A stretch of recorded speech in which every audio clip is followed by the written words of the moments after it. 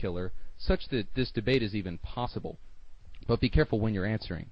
If you say that there are concepts inherent to neural firings, or you merely beg the question of whose brain is firing here and why it's true. If you say that it's the prospect of matter or the innate nature of matter, you've merely given another variant contingency that would therefore need explanation, and you've just given yourself an infinite regress. So once again, what is your objective epistemic grounding that isn't relative or contained in the universe that makes reality as such, the external world, actual, and our induction of it true? Can you make induction actual in your system?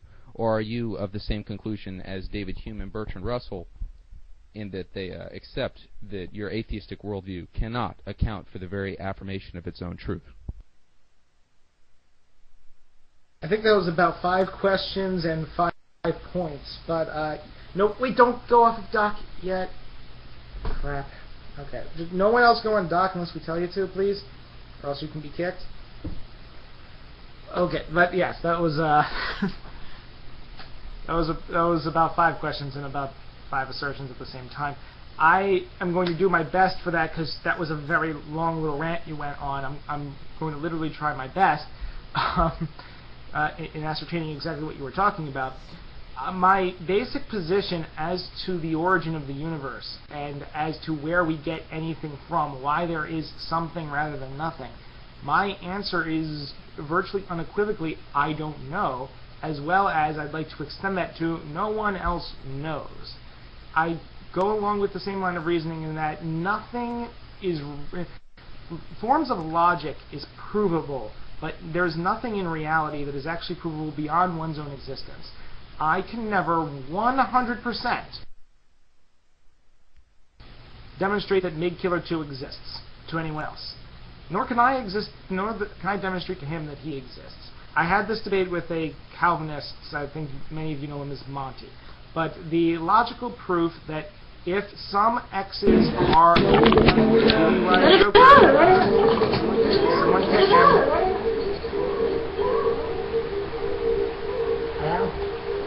Anyone wants to kick that person, they're more than welcome to.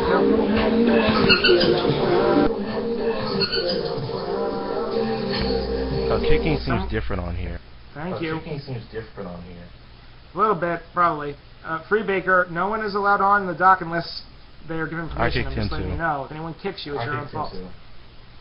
I figured you are quite good with the kicking. You must have exercised your legs a lot in the past, smart mouth. Anyway, yes, that's why you're right, Theo. That's why I ask people to not leave the docks until I tell them until we're ready to put someone else back in there.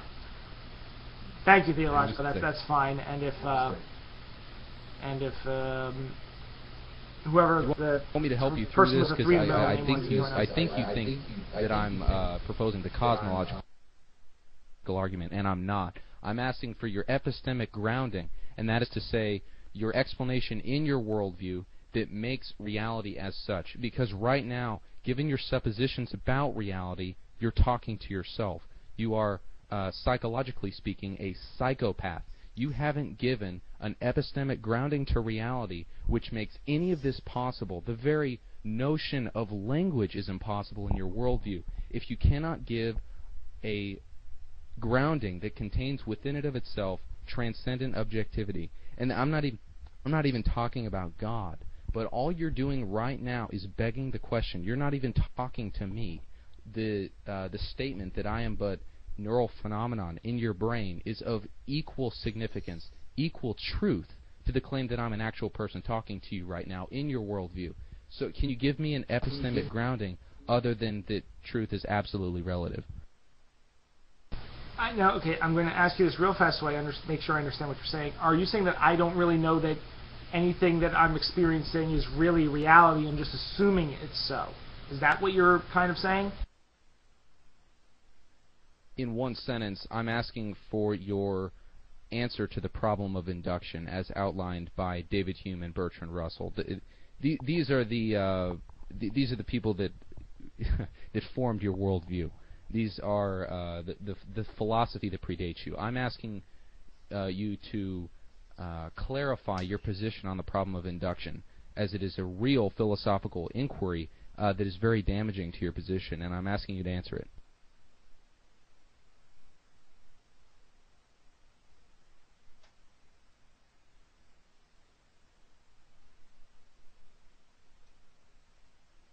Gosh darn it, 1 second, I have too many windows open here.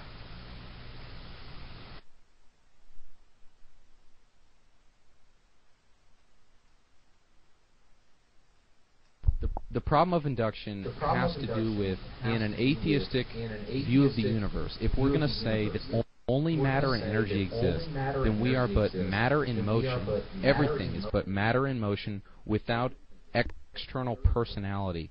And this includes your brain and everything that you do, think, feel about the universe. Nothing would apply to me. You can't say that you're able to derive truth of reality and then say that it applies to me, because I could make the same suppositions and they would be of equal truth value.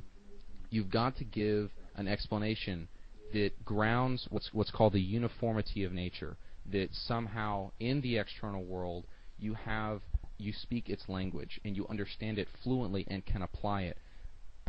Such a thing might as well be impossible if you're going to say that your brain and everything that you know about reality is the accumulation of matter in motion. It is of it's of the same statement that, or really of the same intellectual value as that of flatulence, a burp or something, because you're brain gas.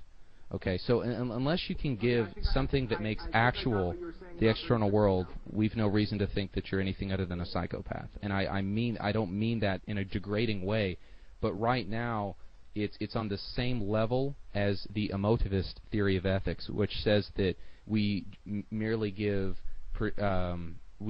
statements to what we feel inside. So when you say that something is wrong, you're not even saying that it's actually wrong. You're saying that it displeases you.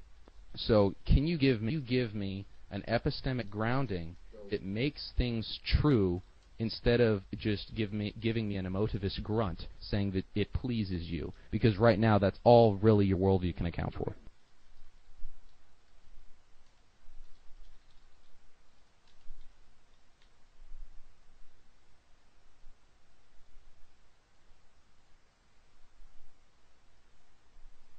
To ask a question, and they can go into doc so we don't get more people, and then I'll be happy to answer Theological's question, as I'm pretty sure I understand it now.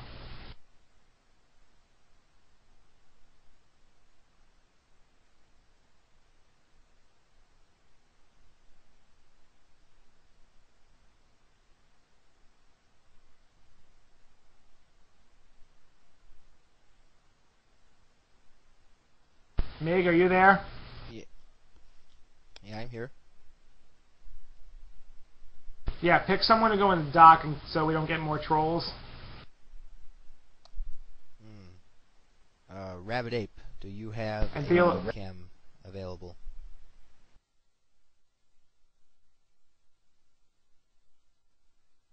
Oh, that didn't take too long. Just wait. That didn't take too long. Just wait. Mig, mute.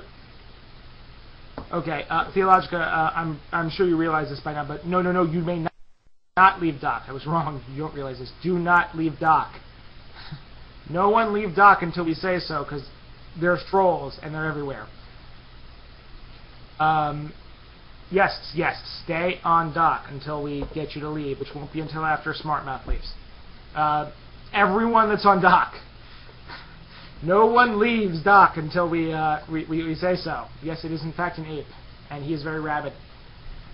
Okay, I think I understand what you're saying, and it basically that was where I was going with my original premise, is that how can I show that anything beyond, as far as my belief, if I'm just matter and energy in my brain, how could I honestly show that anything outside of my existence is really true? How can I have some grounding in that all of my